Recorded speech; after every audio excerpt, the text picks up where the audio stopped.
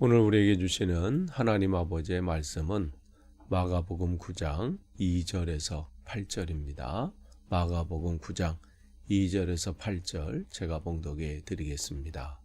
엿새 후에 예수께서 베드로와 야고보와 요한을 데리시고 따로 높은 산에 올라가셨더니 그들 앞에서 변형되사 그 옷이 광채가 나며 세상에서 빨래하는 자가 그렇게 희게 할 수 없을 만큼 매우 희어졌더라. 이에 엘리야가 모세와 함께 그들에게 나타나 예수와 더불어 말하거늘 베드로가 예수께 고하되 랍비여 우리가 여기 있는 것이 좋사오니 우리가 초막셋을 짓되 하나는 주를 위하여 하나는 모세를 위하여 하나는 엘리야를 위하여 하사이다 하니 이는 그들이 몹시 무서워하므로 그가 무슨 말을 할지 알지 못함이더라. 마침 구름이 와서 그들을 덮으며 구름 속에서 소리가 나되 이는 내 사랑하는 아들이니 너희는 그의 말을 들으라 하는지라. 문득 둘러보니 아무도 보이지 아니하고 오직 예수와 자기들 뿐이었더라. 아멘. 예수님의 공생애에서 가장 중요한 의미를 갖는 것이 이제 베드로의 신앙 고백이시죠. 신앙 고백이죠. 주는 그리스도시요 살아계신 하나님의 아들입니다.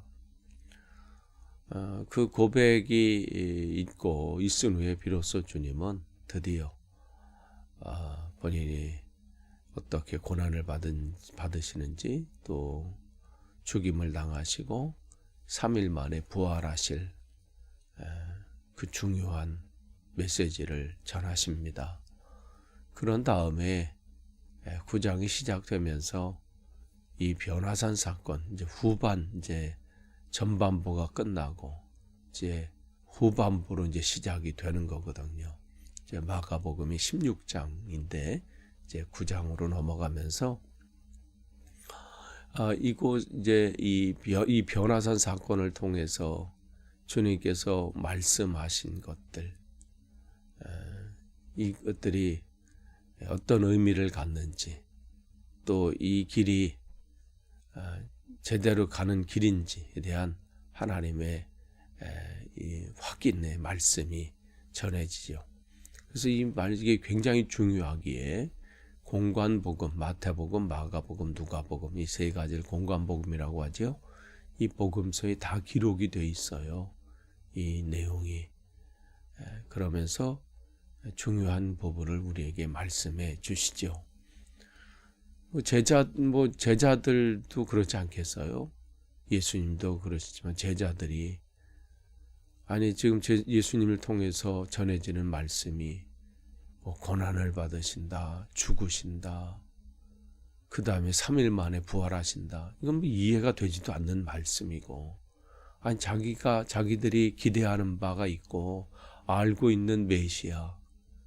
그렇다면 그 완전히 자기들이 생각하는 거랑 이제 다른 거예요.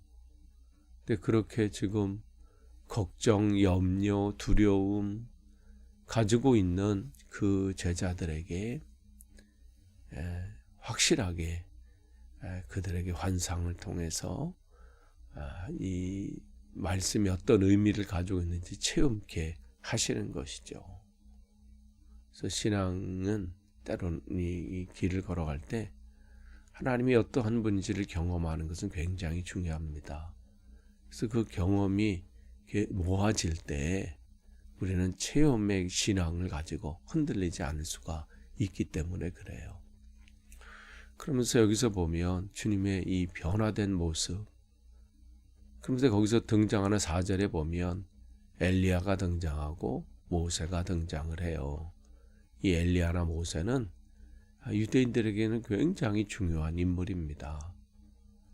엘리야 같은 경우는 이제 죽지 않고 들림을 받았기 때문에 유대인들은 메시아가 오기 전에 그 올라간 그대로 엘리야가 먼저 올 것이다. 그렇게 또 생각을 했고, 모세도 마찬가지죠.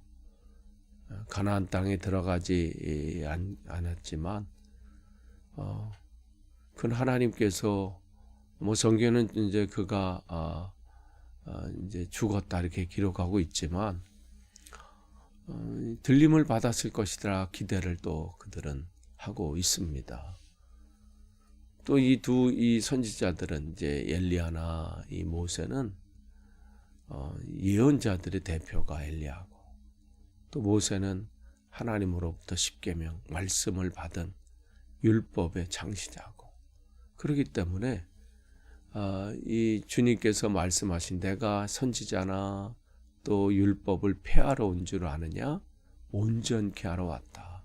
그러니까 구약에 하나님께서 예언자들을 통해서 또 말씀을 통해서 계속해서 메시아가 어떤 분이고 어떻게 되고 어떻게 진행될 것이라는 것을 이제 확실하게 예수님을 통해서 그 일들을 지금 보여주시는 거잖아요. 그러니까 하나님 말씀하신 것이 하나도 빠짐없이 틀림없이 이루어진다는 것을 지금 보여주고 있는 장면입니다.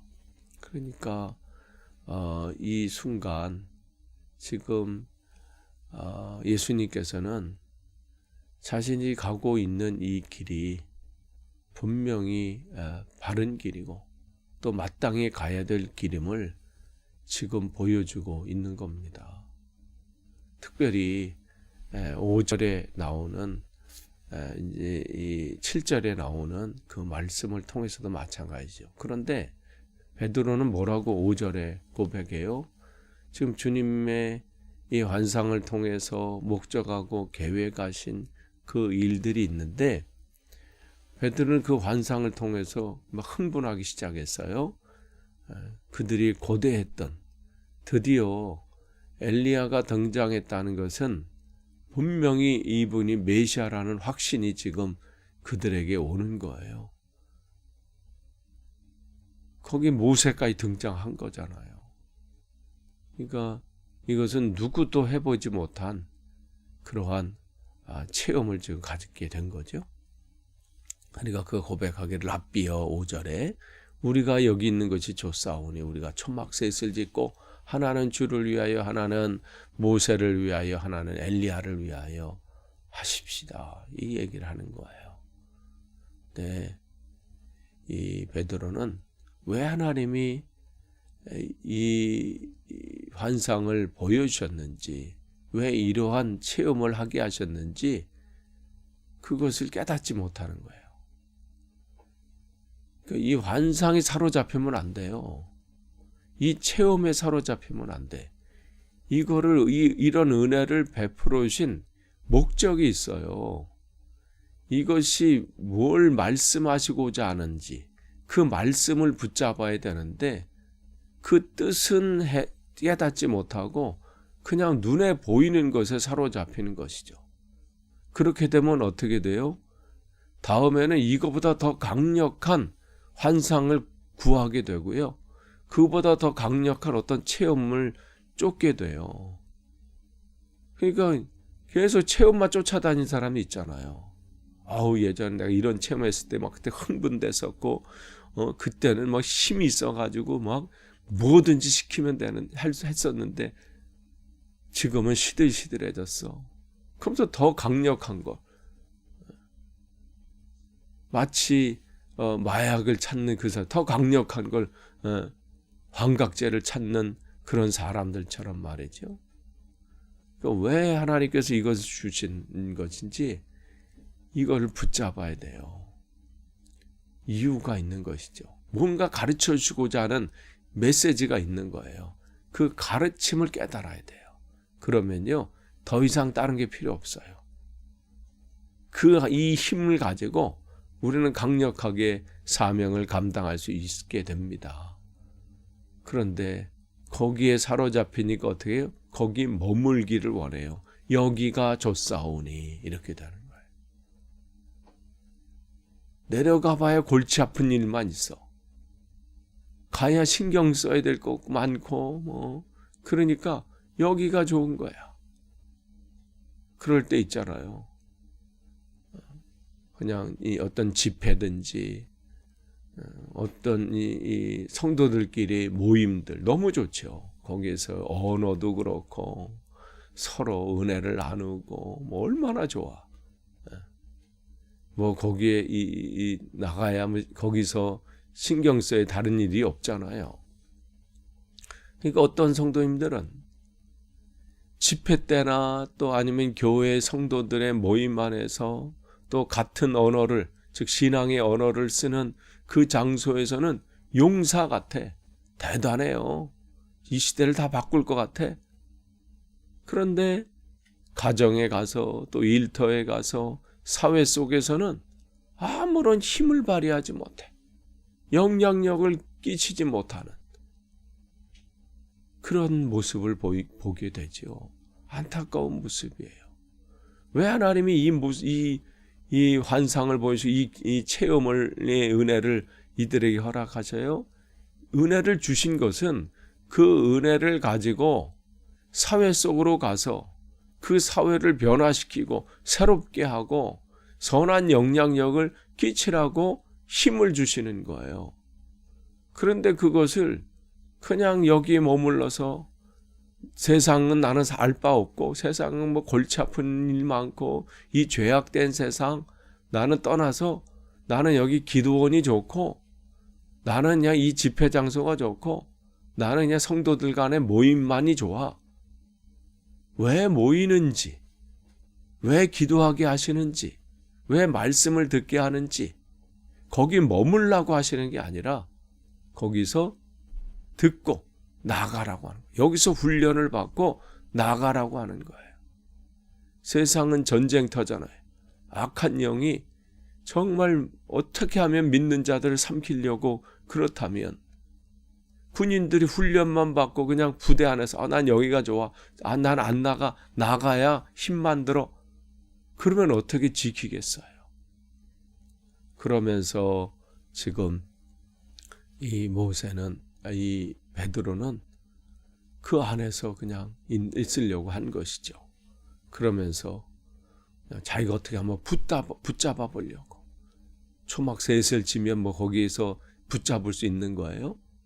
자기가 인간적인 방법으로 은혜를 여기에 내가 가둬둘 수 있는 건가요? 아니죠. 그때 주님께서 그때 주님의 음성이 들립니다. 7절에 보면 이는 내 사랑하는 아들이니 너희는 그의 말을 들으라. 이 말씀이 지금 예수님 자신에게는 확신을 주시는 말씀이죠. 내가 가고 있는 이 길이 비록 십자가의 길이고 고난이 있고 거기 조롱이 있고 고통이 있지만 이 길이 내가 가는 길이 지금 제대로 가고 있는 길이다. 이 말씀을 주시는 것이고 제자들에게도 마찬가지인 거죠. 걱정하고 염려하고 두려움에 있는 그들에게 이 말씀을 통해서 우리가 지금 제대로 이 길을 갖고 있고 우리가 또 이 길을 가야 되는구나. 이것을 알게 해주십니다. 왜 우리가 두려워해요? 우리가 왜 걱정과 염려가 있어요? 내가 지금 살고 있는 인생을 제대로 살고 있는지 이걸 모르기 때문에 그렇잖아요. 내가 지금 하고 있는 일이나 내가 살고 있는 이 인생이 하나님이 기뻐하시는 일인지 또 하나님께서 원하시는 삶인지 모르니까 순간순간 불안감이 있고 염려가 있어요. 그런데 우리가 정말 주님의 말씀 안에서 한 걸음 한 걸음 걸어갈 때 주님께서 우리에게 확신시켜 주시고 또 깨달음을 주시고 또 그 길을 걸을 때 또 하나님의 인도하심이 있음을 여러분 기억하시기를 원합니다.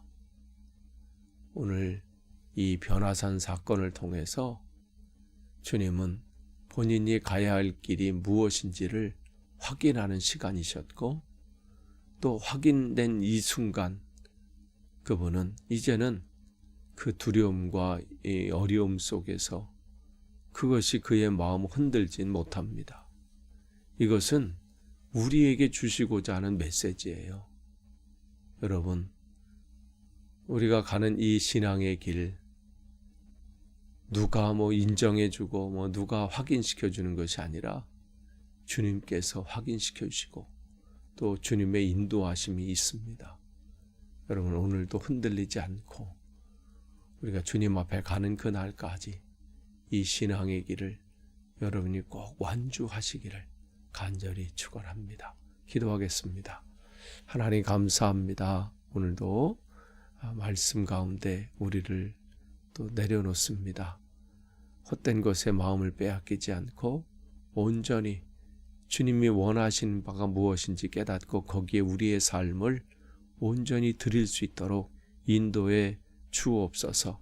우리가 가는 길 걸음걸음마다 주님 말씀하여 주시고 또 우리가 제대로 가는 길, 또 혹시 잘못 가는 길이 있다면 또 깨우쳐 주셔서 올바른 길로 인도해 주옵소서. 예수님의 이름으로 기도합니다. 아멘.